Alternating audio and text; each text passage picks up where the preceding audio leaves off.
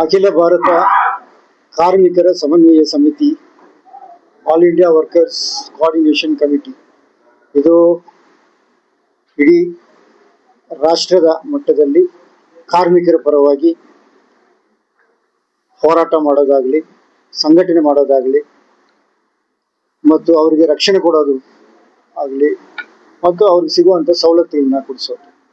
ಈ ವಿಚಾರವಾಗಿ ಮೊದಲನೇದಾಗಿ ನಾವು ಕರ್ನಾಟಕ ರಾಜ್ಯದಲ್ಲಿ ಕರ್ನಾಟಕ ಪ್ರದೇಶ ಕಾರ್ಮಿಕರ ಸಂಯೋಜಿತ ಸಮಿತಿ KPKS ಇವತ್ತು ಬಹಳ ವರ್ಷಗಳಿಂದ ನಾವು ಸಂಘಟನೆ ಮಾಡ್ಕೊಂಡು ಬರ್ತಾ ಇದ್ದೀವಿ. ಈಗ ರಾಷ್ಟ್ರ ಮಟ್ಟದಲ್ಲಿ ಮಾಡಬೇಕು ಅನ್ನೋ ಒಂದು ಇದರಲ್ಲಿ ಬೇರೆ ಬೇರೆ ರಾಜ್ಯಗಳಿಂದ ಕಾರ್ಮಿಕ ಮುಖಂಡರುಗಳು ಎಲ್ಲರೂ ಕೂಡ ಒಟ್ಟಾಗಿ ಸೇರಿ ಒಂದು ಕಮಿಟಿಯನ್ನು ಮಾಡಿ, ಒಂದು ಕೋರ್ ಕಮಿಟಿ ಮಾಡಿ, ಆ ಕೋರ್ ಕಮಿಟಿಯಲ್ಲಿ ಡಿಸೈಡ್ ಮಾಡಿ ನನ್ನನ್ನೇ ರಾಷ್ಟ್ರ ಅಧ್ಯಕ್ಷರಾಗಿ ಮಾಡಿದ್ದಾರೆ. ಅವರು ಎಲ್ಲ ಕೋರ್ ಕಮಿಟಿ ಕೂಡ ನಾನು ಈ ಸಂದರ್ಭದಲ್ಲಿ ಧನ್ಯವಾದಗಳು ಹೇಳಕ್ಕೆ ಇಚ್ಛೆಪಡ್ತೀನಿ. ಉದ್ದೇಶ ಇಷ್ಟೇ, ಕಾರ್ಮಿಕರು ಬಹಳ ಕಷ್ಟ ಜೀವಿಗಳು ಮತ್ತು ಅದೇ ರೀತಿಯಲ್ಲಿ ನಮ್ಮ ಇಡೀ ರಾಷ್ಟ್ರಕ್ಕಾಗಲಿ ರಾಜ್ಯಕ್ಕಾಗಲಿ ಅವರೇ ಪಿಲ್ಲರ್ಸ್, ಬ್ಯಾಕ್ ಬೋನ್ ಅವರೇ. ಆದರೆ ಅವ್ರ ಪರವಾಗಿ ಇವತ್ತು ಬಹಳಷ್ಟು ಅನ್ಯಾಯಗಳು ನಡೀತಾ ಇದೆ. ಎಲ್ಲ ವರ್ಗ ಕೂಡ ಕಾರ್ಮಿಕದಲ್ಲಿ ಸರಿಯಾದ ಸವಲತ್ತುಗಳು ಸಿಗ್ತಾ ಇಲ್ಲ. ಇದ್ರ ಬಗ್ಗೆ ನಾವು ಹೋರಾಟ ಮಾಡೋದು ಮತ್ತು ಅವ್ರಿಗೆ ಎಲ್ಲಿ ಕಷ್ಟ ಆಗ್ತಾ ಇದೆಯೋ ಅಲ್ಲಿ ಹೋಗಿ ಅವ್ರಿಗೆ ರಕ್ಷಣೆ ಕೊಡುವಂಥದ್ದು, ಇಂಥದ್ದು ನಾವು ಮಾಡ್ತಾ ಇದ್ವಿ. ಮತ್ತೆ ವಿಶೇಷವಾಗಿ ಇವತ್ತಿನ ಸಭೆ ಎಲ್ಲ ಲೇಬರ್ ರೆಪ್ರೆಸೆಂಟೇಟಿವ್ಸ್ ಕರೆದು ಅವರ ಕುಂದುಕೊರತೆಗಳು ಏನಿಂತ ಅವ್ರನ್ನ ಆಲಿಸಿ ಆ ಒಂದು ವಿಚಾರಗಳನ್ನು ತಗೊಂಡು ಅದು ಯಾವ ರೀತಿಯಲ್ಲಿ ನಾವು ಸರಿಪಡಿಸ್ಬೋದು, ಅವ್ರಿಗೆ ಯಾವ ರೀತಿಯಲ್ಲಿ ನಾವು ಸರ್ಕಾರ ಮೂಲಕವಾಗಿ ಅವರಿಗೆ ನಾವು ಬೆನಿಫಿಟ್ಸ್ ಅನ್ನು ಕೊಡಿಸ್ಬೋದು, ರಕ್ಷಣೆ ಕೊಡಿಸ್ಬೋದು ಅಂದ್ಬಿಟ್ಟು ಅದನ್ನ ನಾವು ಏನು ಸರ್ಕಾರ ಮತ್ತು ಕಾರ್ಮಿಕರ ಬಗ್ಗೆ ಮಧ್ಯದಲ್ಲಿ ಒಂದು ಬ್ರಿಡ್ಜ್ ತರ ಇತ್ತು, ಅವ್ರಿಗೆ ನಾವು ರಕ್ಷಣೆ ಕೊಡಬೇಕು, ಸಹಾಯ ಮಾಡಬೇಕು ಅನ್ನೋ ಒಂದು ಸೇವೆ ಮಾಡಬೇಕು ಅನ್ನೋ ಒಂದು ಉದ್ದೇಶದಿಂದ ಇವತ್ತು ಈ ಒಂದು ಸಭೆ ಮಾಡಿದ್ದೀವಿ. ಇದು ಬಹಳ ಒಂದು ಯಶಸ್ವಿಯಾಗಿ ಎಲ್ಲ ಕಾರ್ಮಿಕರು ಕೂಡ ಇದರಲ್ಲಿ ಭಾಗಿಯಾಗಿದ್ದಾರೆ. ಸಿವಿಕ್ ವರ್ಕರ್ಸ್ ಇಂದ ಹಿಡಿದು ಕನ್ಸ್ಟ್ರಕ್ಷನ್ ವರ್ಕರ್ಸ್ ಇಂದ ಹಿಡಿದು ಎಲ್ಲರೂ ಕೂಡ ಇದರಲ್ಲಿ ಭಾಗಿಯಾಗಿ ಅವರವ್ರ ಕುಂದುಕೊರತೆಗಳನ್ನು ಹೇಳಿದ್ದಾರೆ. ಮತ್ತು ವಿಶೇಷವಾಗಿ ನಾವು ಪ್ರತಿ ಸಭೆಯಲ್ಲೂ ಕೂಡ ಸರ್ಕಾರದಿಂದ ಯಾರನ್ನಾದ್ರೂ ಒಬ್ಬರನ್ನ ಕರೆಸ್ತೀವಿ.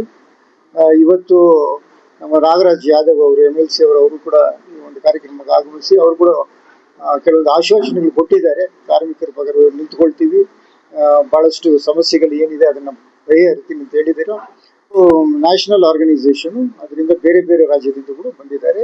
ಆಕ್ಚುಲಿ ಇದು ಬಂದು 2 ಸೆಷನ್, ಇದು second session meeting. First session ಅಲ್ಲಿ ನಾವು ಎಲ್ಲ ರಾಜ್ಯದಿಂದ ಬಂದವರು ಕೂಡ ಅವ್ರ ಜೊತೆಲಿ ನಾವು ಬಹಳಷ್ಟು ಇನ್ನೂ ದೀರ್ಘವಾಗಿ ಚರ್ಚೆ ಮಾಡಿದ್ವಿ. आज ये हमारी all India workers coordination committee की इनॉग्रेल मीटिंग थी, जिसमें मैं शुक्रिया अदा करना चाहता हूँ सभी का कि हमारे ऑल इंडिया के across states and borders everyone has come, उसमें शरीक हुए, सबने अपने अपने राय मशवरे रखे कि हम आगे ये ऑर्गेनाइजेशन को कैसे मजबूत करें, उनके हित में what direction we should be working. A lot of the agenda has been set. It was very kind enough of हमारे MLC साहब नागराज साहब जो आए थे, उन्होंने भी बहुत राय मशवरे करे बहुत से डिपार्टमेंट्स के साथ from different unions and बहुत से assurance दिए हमें. तो hopefully we are working towards strengthening. जैसा जैसा हम मिलते चलेंगे और साथी मिलेंगे और हमारा माहौल मजबूत होता रहेगा.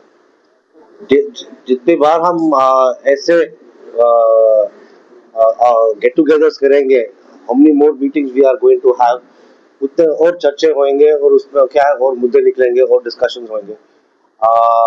I feel we should pass also a resolution, sir, to have more meetings monthly or every quarterly, so we can actually bridge the gap.